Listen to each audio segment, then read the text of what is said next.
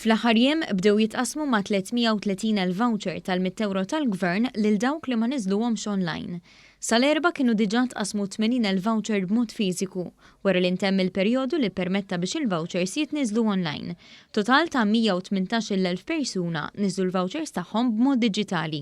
F'konferenza tal-aħbarijiet, il-Ministru għall-Ekonomija Silvio Xkembri ta' dettalji dwar it-tieni round ta' vouchers li qed jitqasmu lil kull min għandu aktar minn 16-il sena.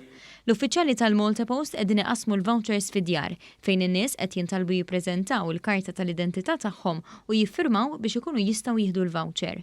F'każ li ma jkun hemm ħadd id-dar, il-Malta Post qed tħalli nota biex il-persuni f'dik id-dar ikunu jistgħu jiġbru l-vouchers tagħhom mill-eqreb fera tal-Malta Post. B'kollox hemm 6,500 negozju li qed jaċċettaw il-vouchers li jinkludu ma' 3,800 ħanut ta' servizzi, ftit inqas minn 2,500 ristorant u post ta' akkomodazzjoni u 172 negozju li jaċċettaw iż-żewġ tipi ta' vouchers.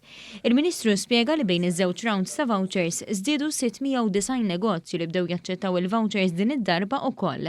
Hawnhekk żdiedu 390 ħanut ta' servizzi, aktar minn 260 ristoranti u post ta' akkomodazzjoni u 40 negozju li jaċċettaw iż-żewġ tipi ta' vouchers.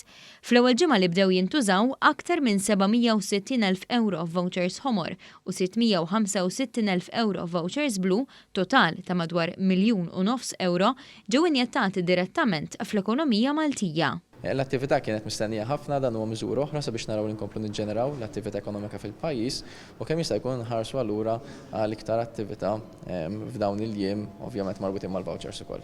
Wieħed jista' jsegwi l-proċess ta' fejn wasal il-voucher tiegħu fuq is-sit elettroniku vouchersmimcol.com. Dawn il-vouchers bdew jintużaw mis-7 ta' Ġunju u jibqgħu validi sal-15 ta' Settembru.